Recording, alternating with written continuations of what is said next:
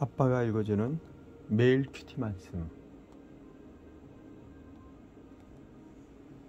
오늘은 2024년 2월 8일 사무엘상 9장 15절로 27절.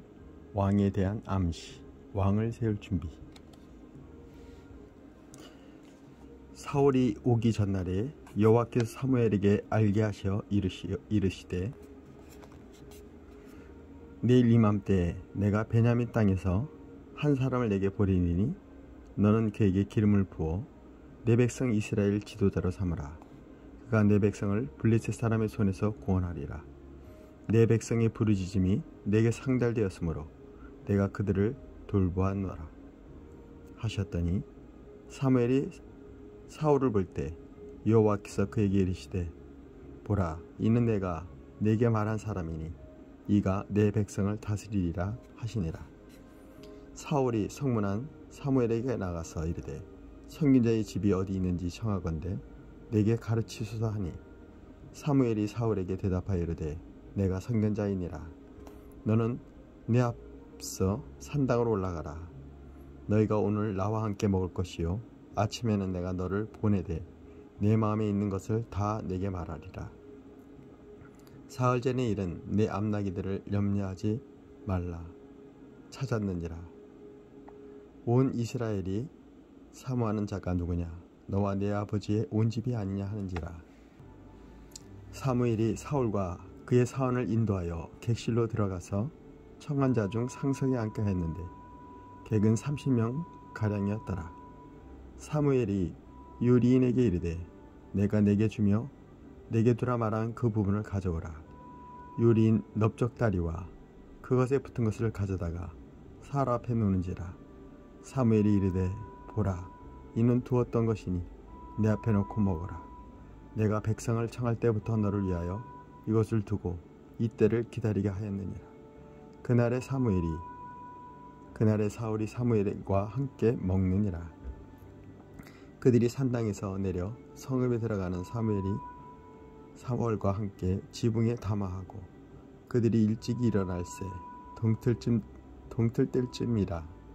사무엘이 지붕에서 사울을 불러 이르되, 일어나라, 내가 너를 보내리라 하매 사울이 일어나고 두 사람이 사울과 사무엘이 함께 밖으로 나가서 성읍 끝에 이르매, 사무엘이 사울에게 이르되, 사원에게 우리를 앞서게 하라 하니라. 사원이 앞서가므로 또 이르되, 너는 이제 잠깐 서 있으라. 내가 하나님의 말씀을 내게 들려주리라 하더라. 오늘의 말씀 요약입니다. 하나님이 기름 부어 이스라엘 지도자로 삼을 한 사람을 사무엘에게 보내겠다고 미리 말씀해 주십니다. 그리고 사무엘이 사울을 볼 때 그 사람이라고 일러 주십니다. 사무엘은 사울과 그의 사원을 인도해 객실 상석에 앉게 하고 함께 음식을 먹습니다. 그 후 사무엘은 사울과 따로 시간을 보냅니다. 생명의 삶 저자의 깊은 묵상입니다.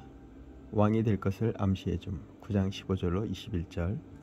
사무엘은 사울과의 만남이 하나님의 손님을 알고 있습니다. 전날 하나님이 왕이 될 사람을 보낼 것이니 그에게 기름을 부으라고 하셨기 때문입니다. 하나님은 백성의 요구가 그분의 마음에 합당하지 않더라도 그들이 괴로움을 이기지 못하고 부르짖으면 응답해주는 사랑의 하나님입니다. 사무엘과 사울이 만났을 때 하나님은 그분이 선택하신 인물이 사울임을 사울에게 알려주십니다. 사무엘이 사울에게 그가 왕이 될 것을 암시하자 사울은 자신은 가장 미약한 지파 사람이라고 말합니다. 베냐민 지파는 사사시대의 가장 약한 지파로 전락했기 때문입니다. 여기에 약한 자를 높이는 하나님의 주권적 선택이 나타납니다. 사무엘이 사울에게 왕이 될 것을 암시적으로 알려주자 사울은 어떻게 반응했나요? 하나님이 약한 자를 택해서 쓰실 이유는 무엇일까요?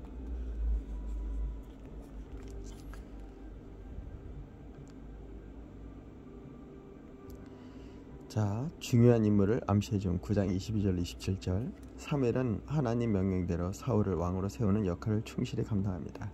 그는 사울을 약 30명이 모인 잔치 자리에 인도해 상석에 앉힙니다. 그를 위해 준비한 고기는 넓적다리와 그것에 연결된 가슴 부분인데, 이는 제사를 드릴 제사장의 목으로 정해진 가장 좋은 부위입니다. 사무엘의 이런 행동은 그곳에 모인 사람들에게 사울이 매우 중요한 인물, 즉 하나님이 선택하신 왕이라는 사실을 암시합니다.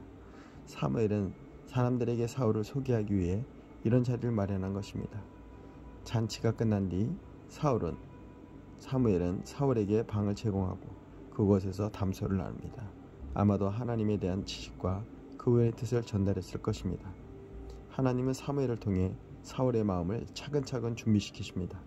사무엘이 사울 잔치에 초대해 상석에 앉힌 이유는 무엇일까요? 하나님의 일을 이루기 위해 내가 신중히 진행할 일은 무엇인가요? 각자에게 주어진 일들을 시간 말씀과 함께 돌아보는 시간이 되기를 축복합니다. 자, 묵상의 쓰입니다. 나는 아무것도 아닙니다. 거룩을 위한 오늘의 기도, 김영준 저자의 글입니다. 영광스러운 승리의 소식을 담은 여호수아에서 다음에 이어지는 사사는 자기 생각에 좋을 대로 행한 이스라엘 백성의 삶이 혼돈과 갈등, 패배와 고통으로 점천된 모습을 보여줍니다. 우리가 실패하고 절망하는 이유는 우리의 삶이 크고 불가능한 문제로 가득 차 있기 때문이 아닙니다. 우리 안에 스스로 무너질 수밖에 없는 연약함이 자리하기 때문입니다. 하나님께 쓰임받는 사람들의 공통점은 무엇일까요? 그들은 자신의 연약한 존재임을 깨닫고 하나님만 의지하며 순종하는 사람들이었습니다.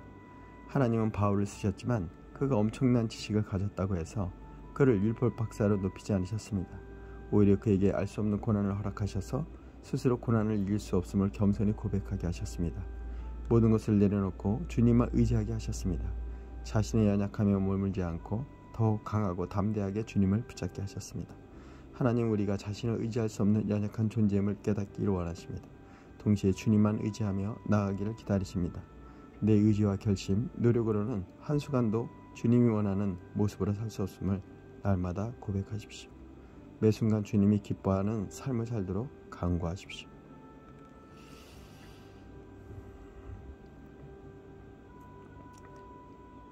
한절 묵상입니다. 사무엘상 9장 16절.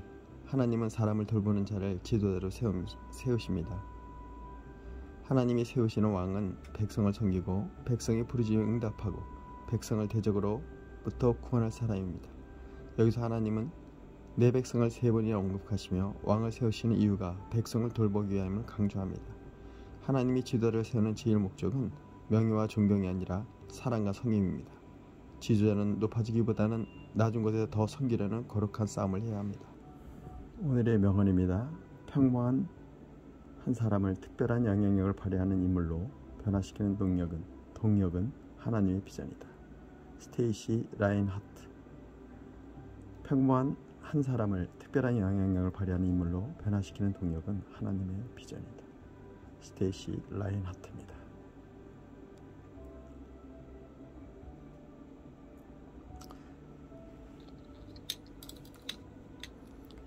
자, 오늘의 기도로 오늘의 큐티를 마감하겠습니다. 하나님, 작고 연약한 자를 택하셔서 하나님의 놀라운 계획에 동참하게 하심을 감사합니다. 보잘것없는 저를 통해서 일하시는 하나님을 기대하며 다양한 상황 속에서 부르시는 하나님께 순종으로 반응하게 하소서. 하나님이 세우신 자리에서 충성을 다하는 종이 되게 하소서. 할렐루야. 사랑의 주님, 오늘 하루도 하나님께 의탁합니다. 하나님의 말씀 안에서 하나님의 그 빛으로 우리를 인도하여 주시옵소서. 특별히 사랑하는 우리 아들, 딸들에게 오늘도 하나님의 말씀으로 하나님의 그 사랑으로 불꽃 같은 눈동자를 지키시며 보호하여 주시옵소서. 이 시간 나사렛 예수를 명하노니 사랑스러운 우리 아들, 딸들을 향하는 모든 악한 영들의 계계는 떠나갈지어다.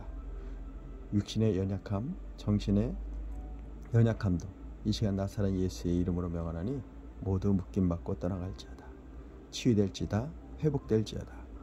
치료의 하나님, 우리 사랑하는 아들, 딸들을 치유하여 주시옵소서. 회복시켜 주시옵소서.